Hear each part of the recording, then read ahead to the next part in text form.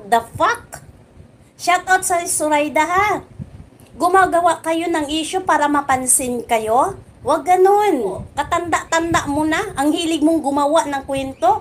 For your information, Miss Karipa, gets mo? Ha, Miss Karipa? Huwag puro ngak-ngak. Huwag puro issue. Hello mga sangkay, mga kalingap. Welcome back to my channel. Ito po muli ang yung sangkay na si Sangkay Loans muling nagbabalik. Kumusta? Kumusta kayong lahat? Sana nasa maayos na kalagayan ng lahat. Mapa dito sa Pilipinas or sa mga nasa ibang bansa, dobling ingat tayo, no? So, mega love shout out sa inyong lahat sa Team Sangkay Original, Team Sangkay Sponsors, Team Kalingap, Kuya Val, at Edna Kalingap Rob.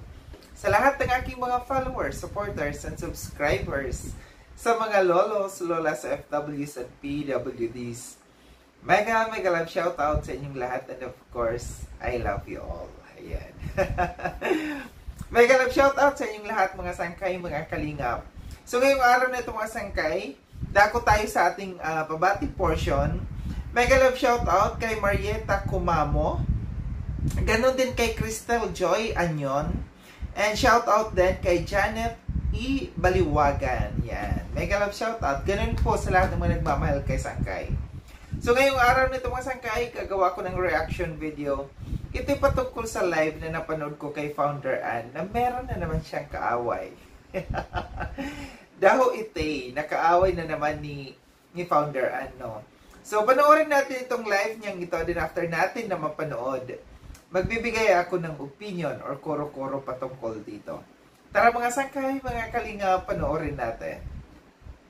Naman tayo, gagawa na naman sila ng issue dahil alam nilang nananahimik ang mga supporters ng Rachel. Nananahimik ang aming pagpunta sa Daet. Parang tatalakayin na ginawang issue na naman ang pagpunta naming apat doon sa Daet, lalong-lalo na sa bahay ni Angelica. You know why, Miss Karipa? Kalma lang tayo. Kalmahan lang natin dapat. Kasi po, sa totoo lang, hindi naman namin kailangan makipagkumpetensya sa'yo sa kung ano po ang meron sa amin. Ito po kasi ang issue dyan. 50-50 daw na i-upload ni Kalingap Rob dahil po daw pinuntahan namin si Angelica sa kanilang bahay. Hindi mo ba narinig o nagmarites ka lang? Hindi mo ba narinig ang sinabi ni Kalingap Rob? Nakalimutan niya na ipa-edit kay Kakay ang kanyang upload kay Angelica. Sa dami-dami ng ginagawa ni Kalingap Rob, hindi natin pwedeng i-ano natin ang sa atin ang uunahin dahil step by step po yan o maliban nilang po nakalimutan ni Kalingap Rob ang kanyang pag-edit para i-upload ang graduation ni Angelica.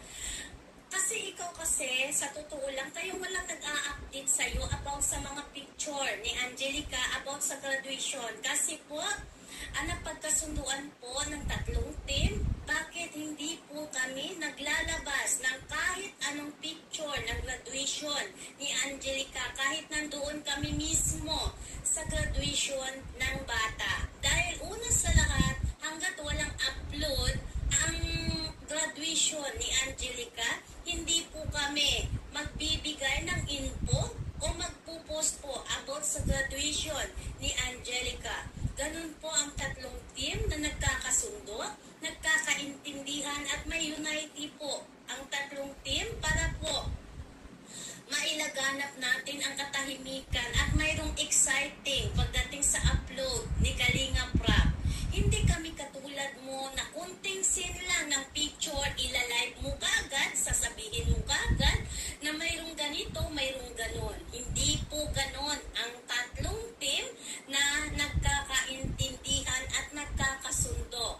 Dahil po, ang inaano po namin, ang respeto po namin sa Team Kalingap at kay Kalingap Rob na hindi po kami pwedeng maglabas ng kahit anong picture po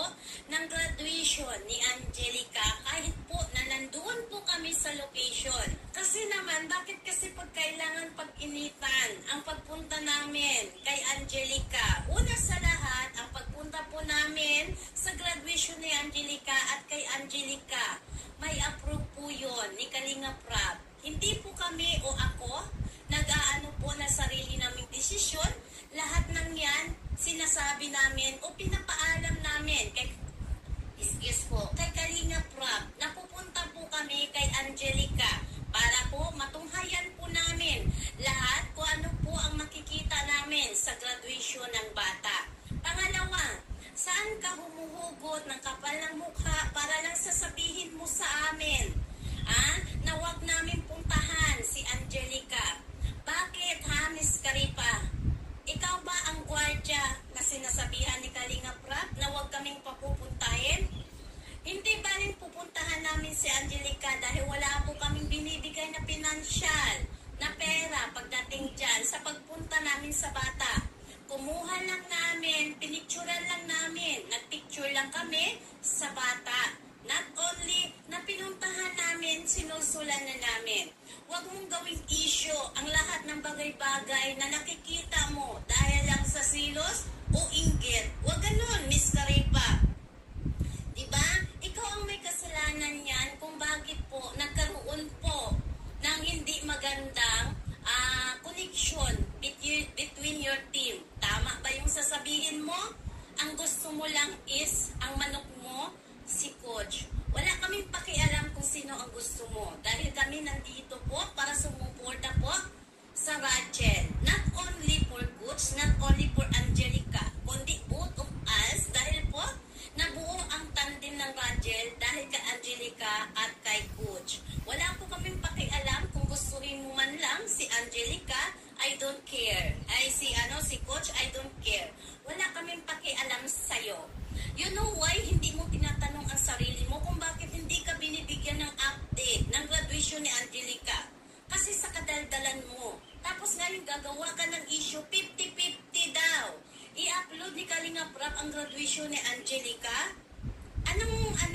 Sinabi ba sa'yo? Tinimbrihan ka ba ni Kalinga Prab para ka gumawa ng issue ng ganyan? Nakita mo lang kami, nagpicture kay Angelica, sasabihin mo bakit namin pinuntahan? What the fuck? Ha? Diba? Hindi dapat ganun. Dahil pumunta po kami sa diet, hindi po kami napapasiklaban, hindi po kami nagpabida-bida. Shoutout sa Suraida ha. Hindi kami nagpabida-bida. Akala po ba ikaw ang pupunta sa graduation ni Angelica? Magdadala ka ng palitsyon, magdadala ka ng ganito. May narinig ba kayo sa amin? Wala. Dahil po ayaw namin makialam sa team ninyo. Pero bakit kailangan? Bakit kailangan pag-inggitan, pagsilusan ang mga picture na nakikita ninyo? Ang mga reels na 8 seconds, pinagsisilusan ninyo? Reels 8 seconds yan, hindi yan upload. Nung nagpa-dinner kami with Rachel, nakikita niyo ba siya?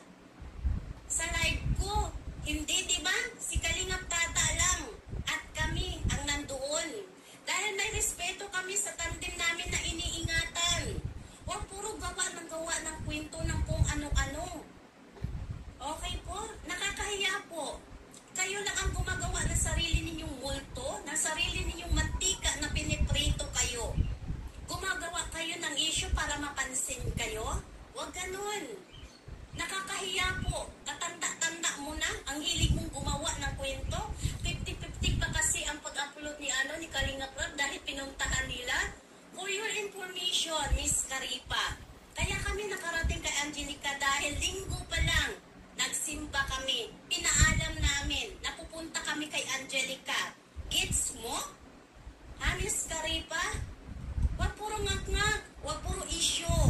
Palibhasa kasi, puro ka-issue.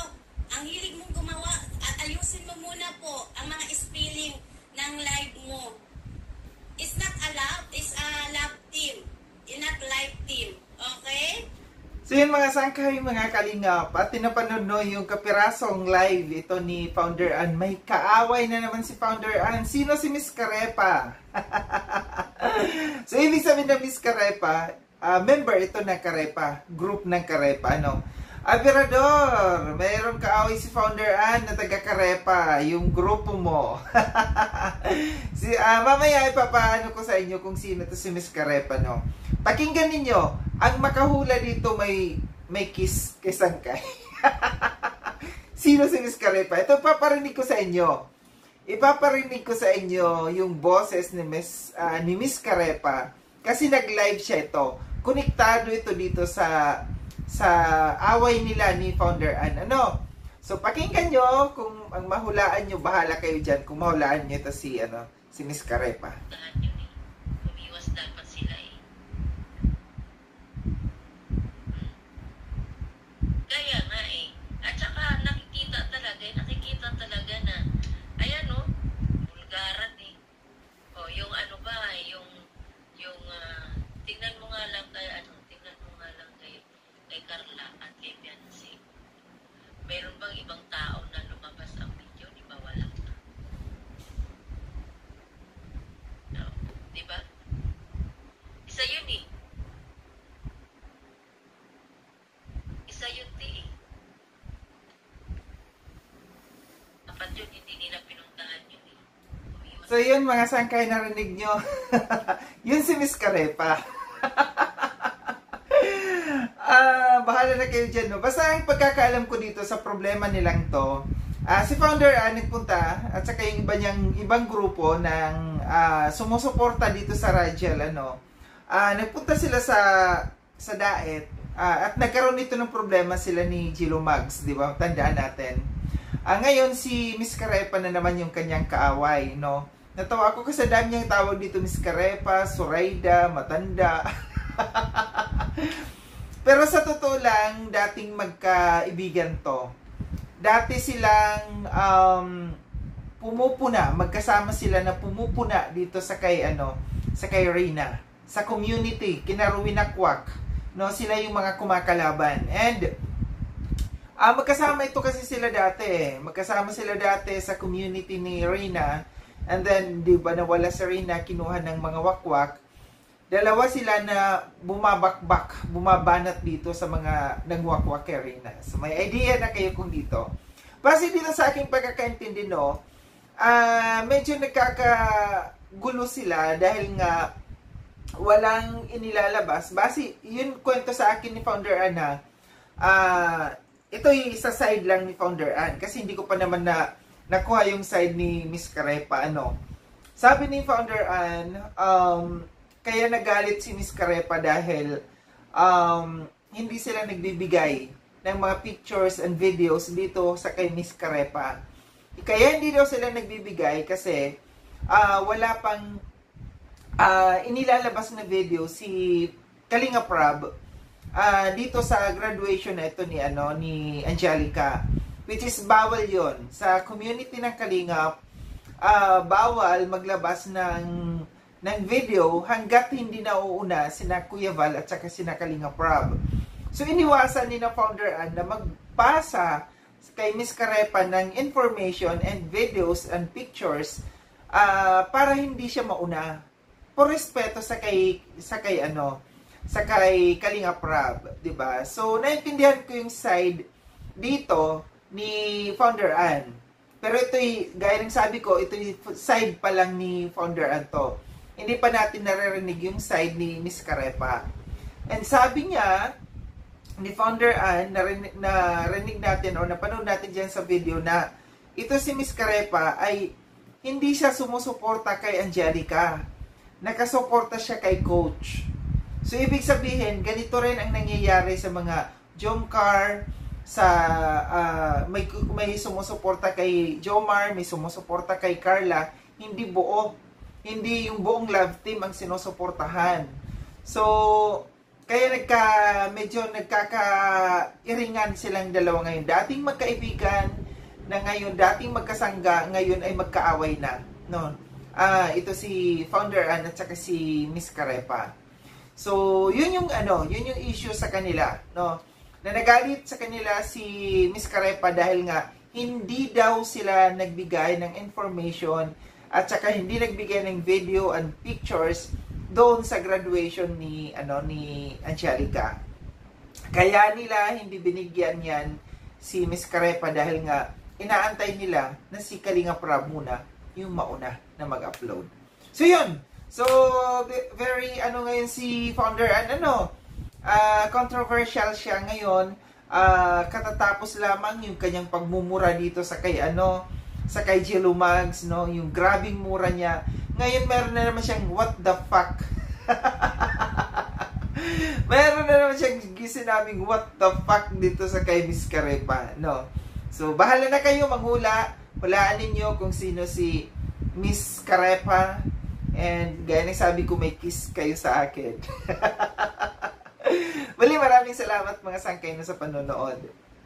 Sa mga hindi pa nakapag-subscribe kay Sangkay Lons, subscribe nyo na po ako. Click yung notification bell para updated kayo sa lahat ng mga videos na aking gagawin. Like and share itong video na itong mga sangkay. Kita-kits tayo ulit sa susunod na video na aking gagawin. Ingat kayo sa anda ko ng mundo bang kinaroroon. Paalam ng mga sangkay, mga kalingap, paalam.